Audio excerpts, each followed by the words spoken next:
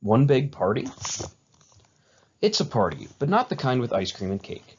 A political party is an organized group of people who share similar political views and work to influence the government in support of those views. Political views are a person's ideas about how the government should run and how the issues facing our country should be solved. Political parties fight to gain political power by having candidates elected to office. They exist at every level of government, from the national level to your very own neighborhood. By organizing into political parties, people have more power to influence government than if they acted alone. The Big Two. In the United States, the Republican Party and the Democratic Party are the two main political parties. Are there other parties? Sure. The U.S. technically is a multi-party system.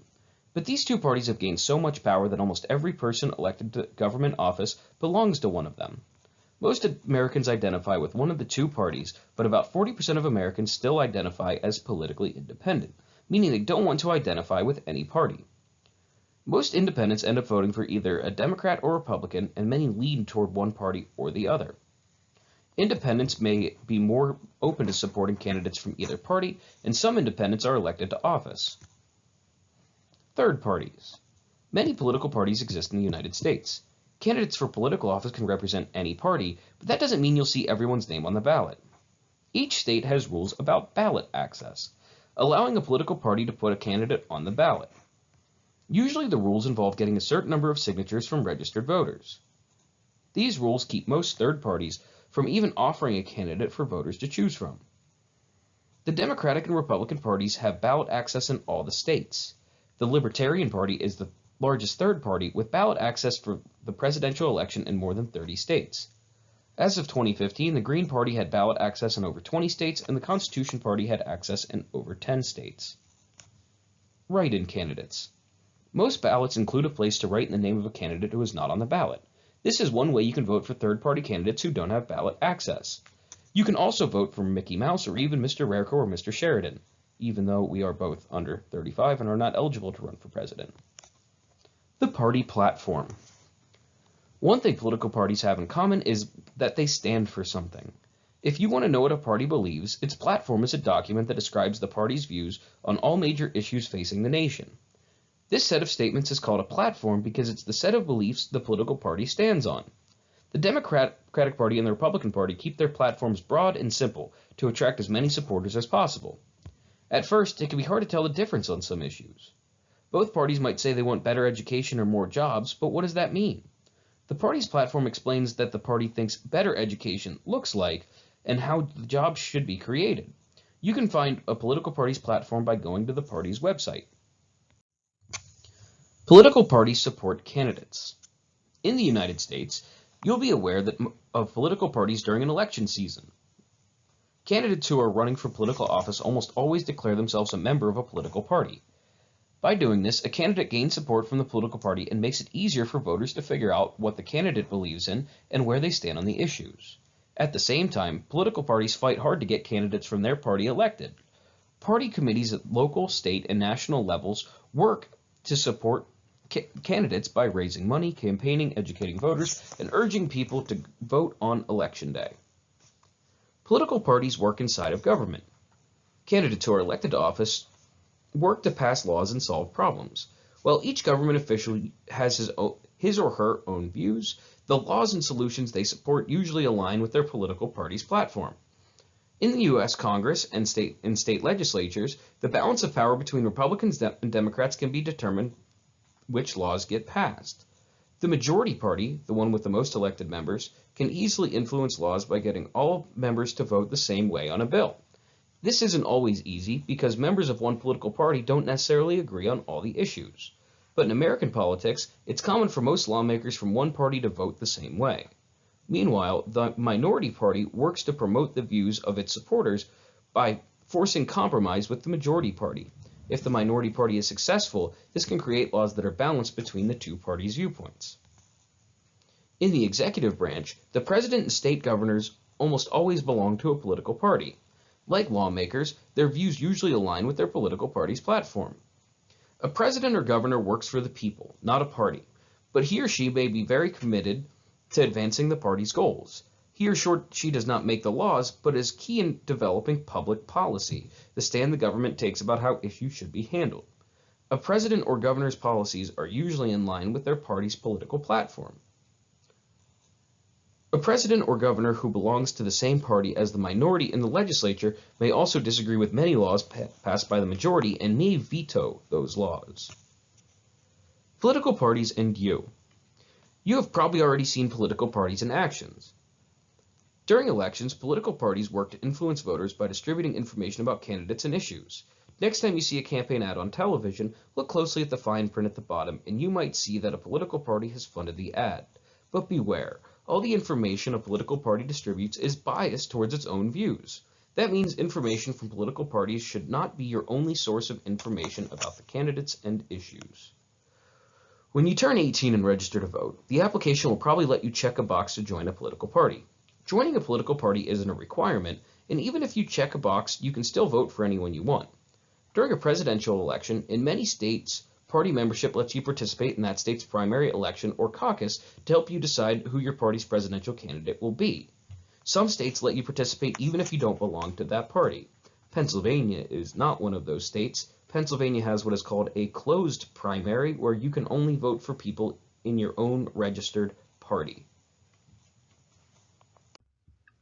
Here's what you need to do to make sure you finish everything I want you to do today. Number 1, take the quiz.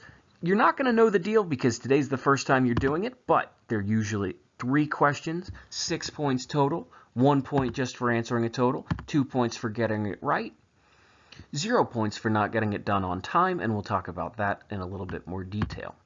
Go back and listen to the video to find any answers, and if you're really stumped, it is open book, open note, open internet. I would say maybe go over, grab a textbook, and see what you can find. Then you're going to complete the review activities. They're checked for completion. Instructions to complete the activities are... Okay, so part A is vocabulary. We're going to match a key term with its definition. Let's do 1 and 2 together. Number 1, political party. No surprises, there is a word on our word wall that has to do with political parties. So I'm going to read through each of these definitions. A, allowing a political party to put a candidate on the ballot. No. A person's ideas about how the government should be run. Doesn't sound quite right. A candidate whose name a voter must handwrite on the ballot. No.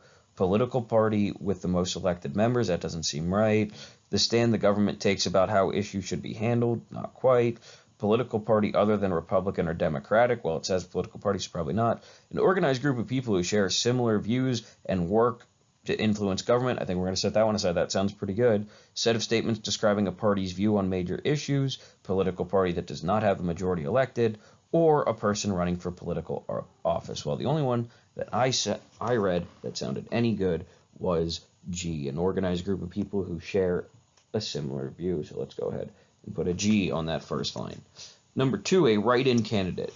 Well, let's go back through all those definitions that I just read. So if we're writing it in, it looks like we're going to, if you have to handwrite something, it's going to be a write-in candidate. So if I look at C, a candidate whose name a voter must handwrite on the ballot, well, that would make a lot of sense as a write-in candidate if you have to write it in.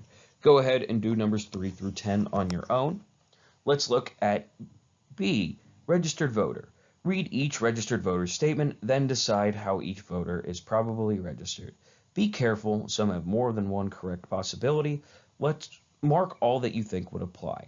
Let's do number 1, I'm committed to my political party. Well, that means they're definitely not an independent because they have a political party. If you're in a third party, you could still absolutely be committed to your third party, so definitely.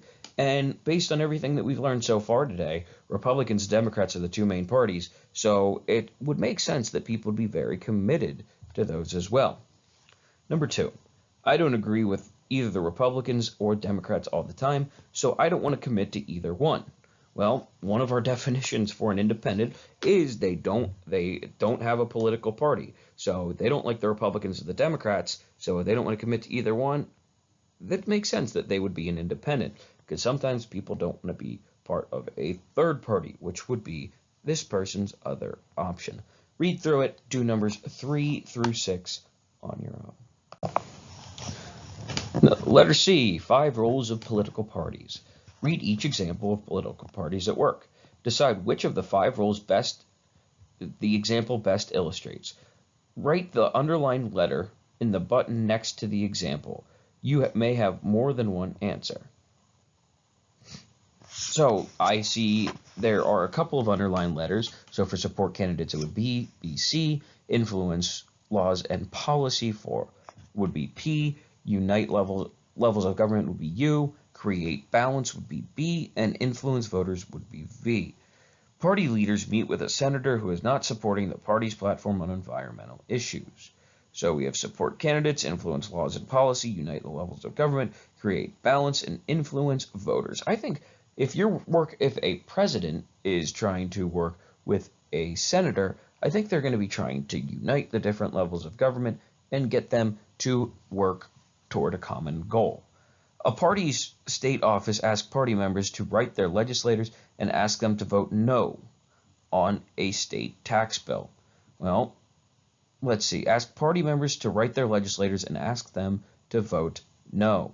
Well, it sounds like they're definitely trying to influence their voters. And I just realized that my U above looks like a V, so realize that there is a difference between my slightly scribbled U and the scribbled V. And then we'll do number 3 together. A party state office runs a phone bank before the election to call party supporters and remind them to support the party's candidates. Well, I mean, it says right there, support the party's candidates. Which one talks about supporting candidates? Well, supporting candidates. And then finally, a two-party system. The U.S. has a lot of parties, but it is often considered a two-party system. Draw lines to match the characteristics of a two-party system to the statistics about U.S. voters.